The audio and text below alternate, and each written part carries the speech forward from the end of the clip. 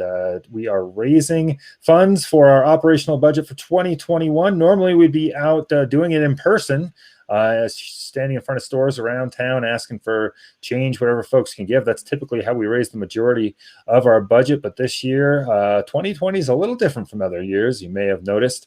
And so due to the pandemic, we're doing it all online. And so the place to give this year is not in a little plastic can in front of Smith's, but at givetotsar.org. That is where you can find our GoFundMe campaign. And also check out sar-taos.org. There's a couple other ways to give there, including a really cool auction. And there's stuff up for auction. There's some things that don't have bids on them yet. That, I mean, you could score for like nothing. So don't let that happen. Go check that out. That is at sar-taos.org. But now I'm here with Nate Berkopec, who, am I saying that right? Yeah, that was perfect. Okay, Nate is been on the team for a few years and did a lot of the information stuff that I've been doing lately before my tenure, and now we're kind of working on it together. And before that, you were on the OHV unit, and so I guess our OHV unit is kind of on hiatus at the moment. It's a little out of season, and our unit leader moved away.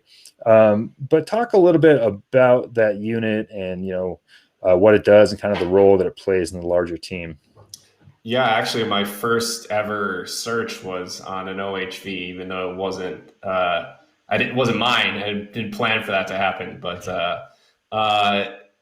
so the OHV. So there's really OHV and mounted and bicycle all kind of have very similar roles in search and rescue, and most of the time those roles are going to be what we call containment. So the way that searchers think about finding somebody is we think about it in terms of a radius from their last known point. So the last time somebody saw this person, or where their car was parked, or anything like that, we think about it in terms of a radius extending from that point.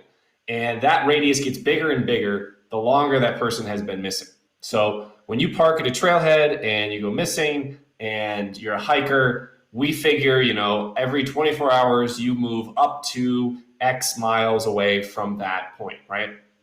And the important part of the containment in a search, which becomes more important over time, is to make sure that the outside radius of that circle, that we know that the subject does not go outside of this radius, right? And what you'll do is you'll basically get assigned usually to certain points on the outside of that circle, like roads, trails, like that are intersecting the outside of this circle, and to sit there and look for signs that the subject has passed this point already, sit there and wait for a subject to show up, or, just searching public roads or trails in the area. This is where all the different teams in here have different roles, because horses are allowed in wilderness areas, right? And we have a couple of those right in Taos County, right? We have the Wheeler Peak Wilderness, and I think we've got Latier Peak maybe in the county, and some other ones in the area. So you can't take an OHV up there. You have to call, the federal government and ask them. We have to ask permission to get helicopters up there. And so they won't just let an OHV up there willy-nilly. Certain trail types don't allow horses, and they allow, bicycles and so on and so forth. So different stuff going on there. And of course, OHVs and horses have the ability to carry out subjects. So, certain OHVs, those bigger, UTVs or whatever, we can carry in and out subjects and equipment. There's these litters and stuff that we have in search and rescue, and those can be pretty heavy. Any searcher that's ever been on a litter evacuation would tell you they'd much rather put that subject on the back of an OHV, in the litter if they have the choice. It takes way more people and much more time. And OHVs and even horses can really help to speed up the evacuation process as well. So multiple roles, but very important components, especially if the search takes a long amount of time or if we've got a long evac. And OHV is a unit. I've never actually been on an OHV training. Mm. What kind of training did you guys do? Well, one of my favorite trainings that we did when I was an OHV unit leader was to just have people kind of like, it wasn't really a mock search, because when we do a mock search in TSAR, we'll do like the full, the full shebang. Like, you show up and it's incident command and like, okay, we don't know who this person is. And like, it's like really going through all the motions of a search. But we did this training on OHV where I was just trying to test object identification.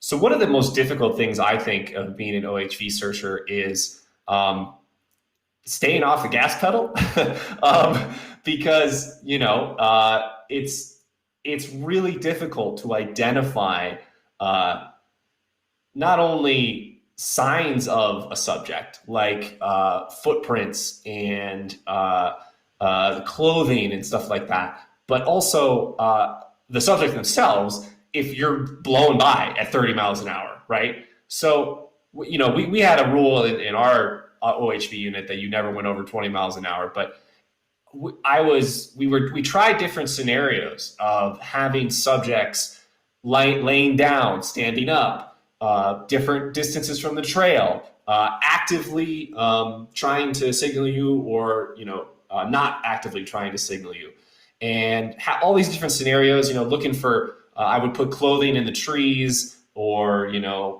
so other signs like in the bushes and stuff.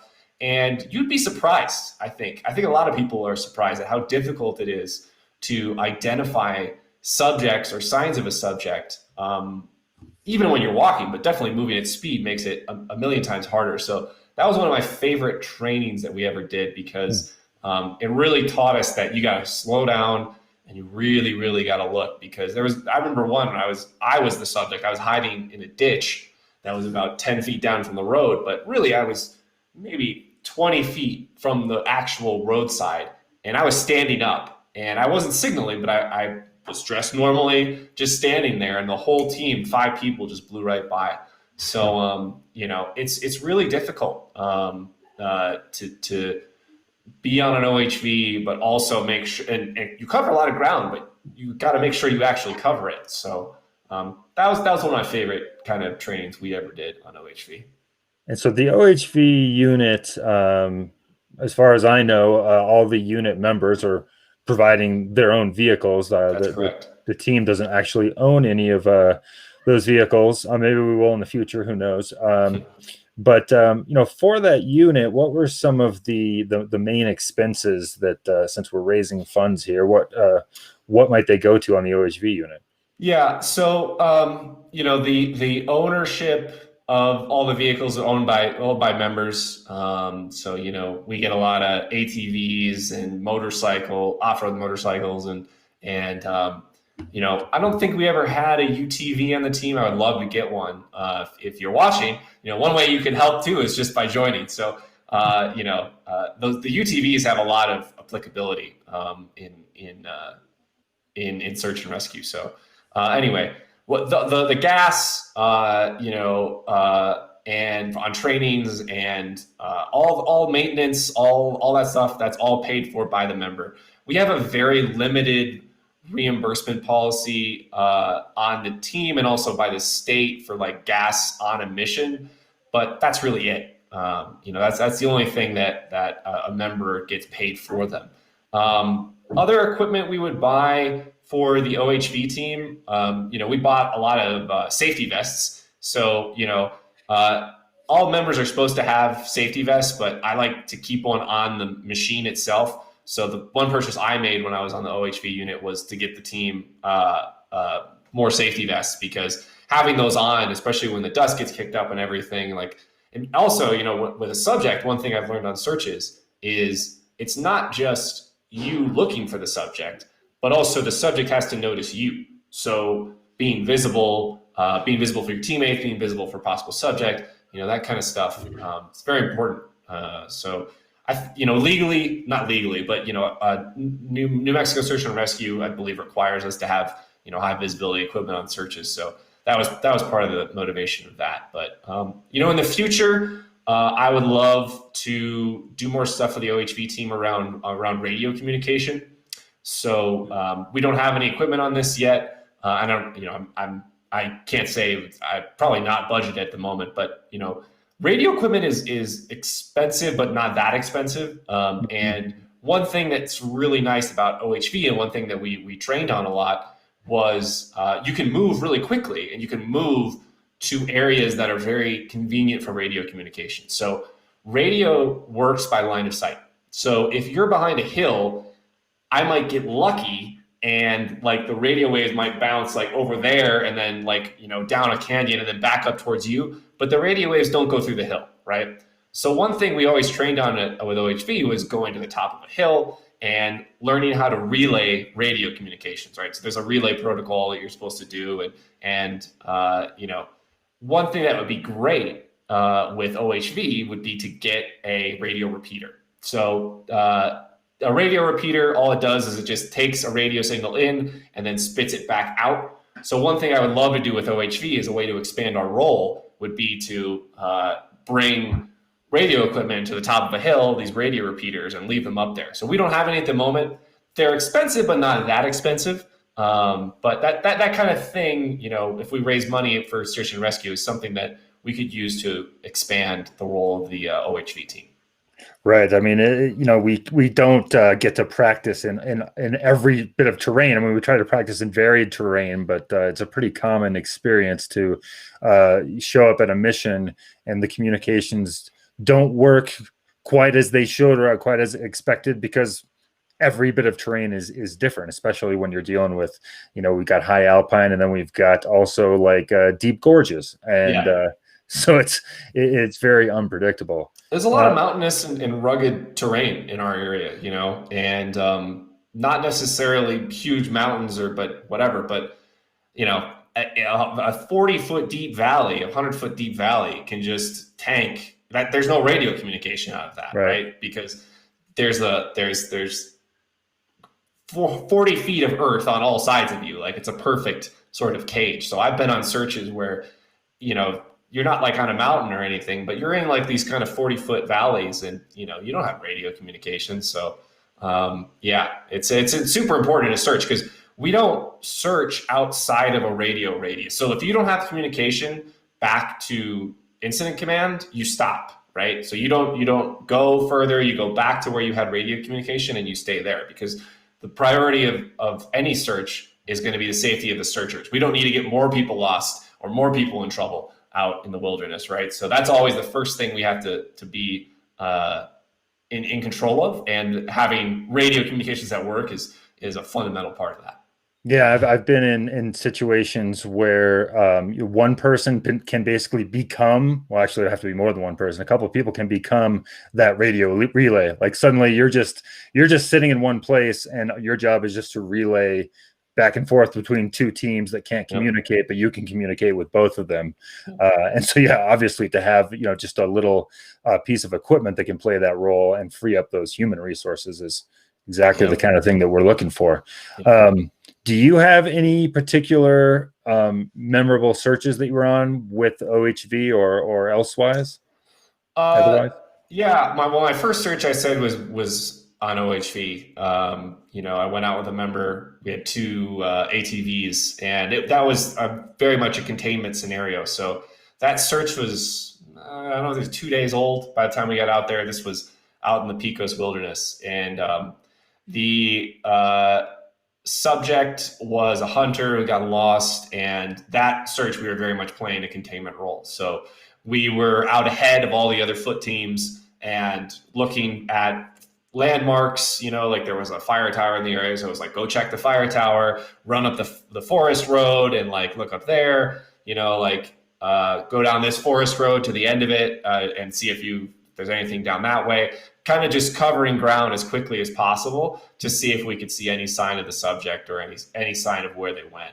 So that was kind of a classic sort of OHV role.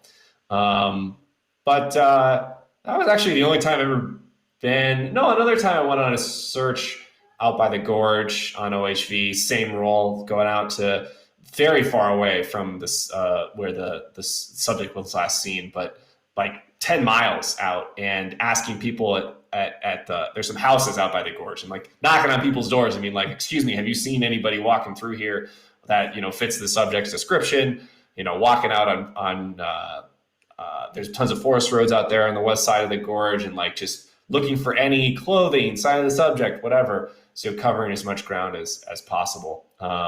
In that case, we also had some OHVs deployed from the Bureau of Land Management. So we get to work with all the other agencies out here, Bureau of Land Management, and sometimes the Forest Service and Ski Patrol and such. And BLM has some off-road vehicles, and they were also deployed on that search in a similar capacity. Nice. And so you took a year off. You were traveling for a little bit, and now you're back in Taos. Which units are you planning to work with this time around?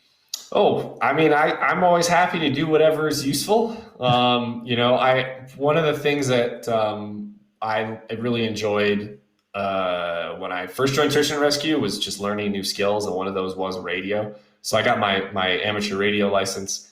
I'd love to do more with that. It's technical equipment that requires some skill to operate and to know what people need and how to work it. So I'm happy to get back into that. But a lot of my best skills are not even related to searches. So, my day job is a computer programmer. I work on websites. And so, I'll probably continue to keep doing that whenever I'm not called out. And when I get called out, I'm happy to just walk around the woods and look for people. So I think that's probably what I'll be doing.